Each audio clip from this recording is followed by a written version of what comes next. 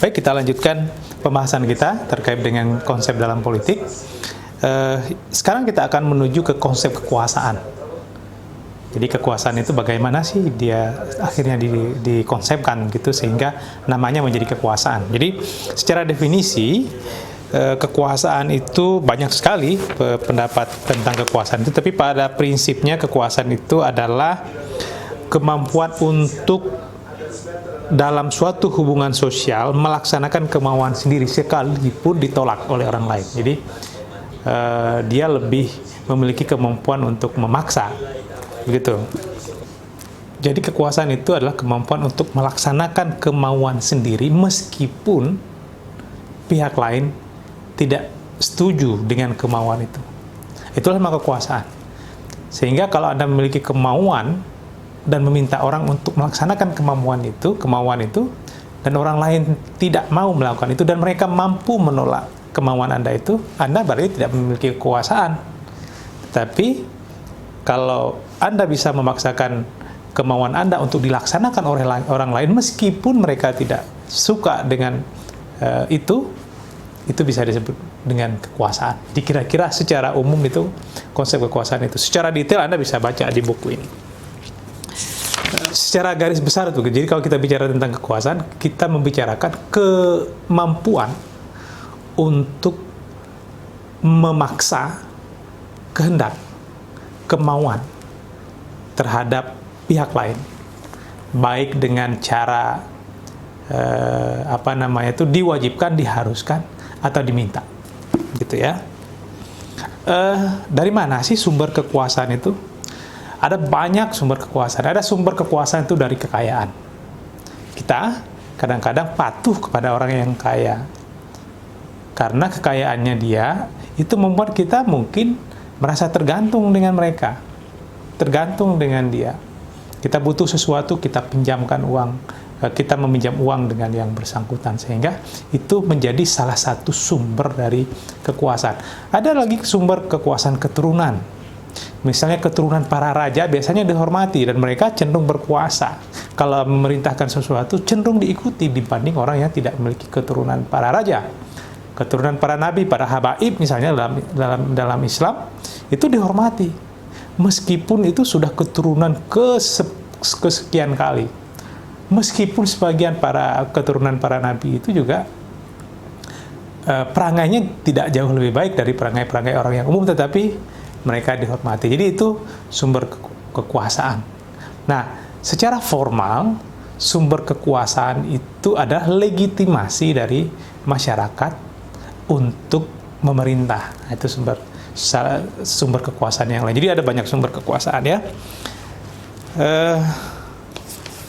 Ada Talcott Person sebenarnya yang lebih khusus menjelaskan itu, tapi sebenarnya pada prinsipnya kekuasaannya itu. Jadi kalau kita memahami kekuasaan dalam politik, itu ya kita memahami adalah kemampuan untuk menggerakkan, memaksa kemauan sendiri untuk dilaksanakan oleh orang atau pihak lain.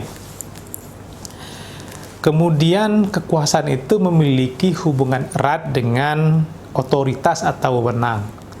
Jadi selalu kekuasaan itu bisa bersinergi dia atau harus bersinergi dia dengan wewenang yang dimiliki. Misalnya kekuasaan memaksa yang dimiliki oleh pengadilan atau kejaksaan atau penegak hukum itu selalu memiliki dimensi kekuasaan dalam itu. Jadi kewenangan yang dimiliki itu selalu ada dimensi kewenangan. Misalnya kewenangan menangkap, maka dia memiliki kekuasaan untuk menangkap. Legitimasi itu bagian dari sumber dari kekuasaan juga, karena pada prinsipnya legitimasi itu maksudnya adalah orang mengakui keberadaan kekuasaan itu. Sama dengan misalnya kita mengakui seorang hakim memiliki kemampuan atau kekuasaan untuk menetapkan hukuman. Dia mendapat legitimasi dari kita. Atau misalnya seorang presiden, seorang gubernur, seorang wali kota, seorang bupati memiliki legitimasi atau pengakuan dari publik bahwa dia berhak memerintah dengan cara memberikan suara kepada yang bersangkutan untuk memimpin dengan pemilihan umum misalnya. Nah, itu bentuknya legitimasi. Semakin tinggi legitimasinya, semakin tinggi wewenangnya, semakin tinggi kekuasaan yang dimiliki dalam rangka menerapkan apa yang diinginkan atau dimaukan untuk dilaksanakan oleh orang lain. Jadi kalau legitimasinya rendah, kecenderungan diterima secara sukarela oleh publik itu juga rendah. Tetapi kalau legitimasinya tinggi, cenderung lebih mudah dilaksanakan oleh publik apa yang diinginkan. Jadi kalau ada pemerintah yang legitimasinya tinggi, biasanya masyarakatnya patuh. Begitu. Jadi kalau ada raja misalnya yang legitimasi dulu ya, kalau legitimasi maksudnya yang dia bijaksana, dia akui masyarakat bahwa dia memiliki wibawa yang tinggi, memiliki ilmu yang tinggi, apapun yang dititahkannya masyarakat bersedia mengikuti. Berikutnya pengaruh. Nah, kadang-kadang tidak dibedakan apa itu pengaruh, apa itu kekuasaan.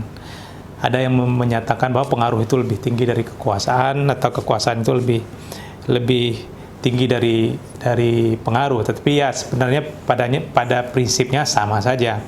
Jadi diartikan misalnya dalam Laswell and Kaplan, Power and Society, dijelaskan bahwa kekuasaan pengaruh itu adalah kekuasaan untuk memengaruhi kebijakan-kebijakan orang lain melalui sanksi yang sangat berat, atau yang benar-benar akan dilaksanakan, atau yang berupa ancaman sanksi. Itulah yang membedakan kekuasaan dari pengaruh pada umumnya. Kekuasaan merupakan kasus khusus dari penyelenggaraan pengaruh. Ia merupakan proses ancaman jika mereka tidak mematuhi kebijakan-kebijakan yang dimaksud. Tapi kalau pengaruh tidak selalu harus melalui proses pemaksaan. Jadi itu kira-kira perbedaannya. Tapi pada prinsipnya itu adalah pengaruh atau kekuasaan itu adalah kemampuan untuk membuat orang atau pihak lain mengikuti apa yang diinginkan oleh si yang memiliki pengaruh dan yang memiliki kekuasaan. Gitu. Ya, kita selesai bab 2, kita masuk ke bab 3.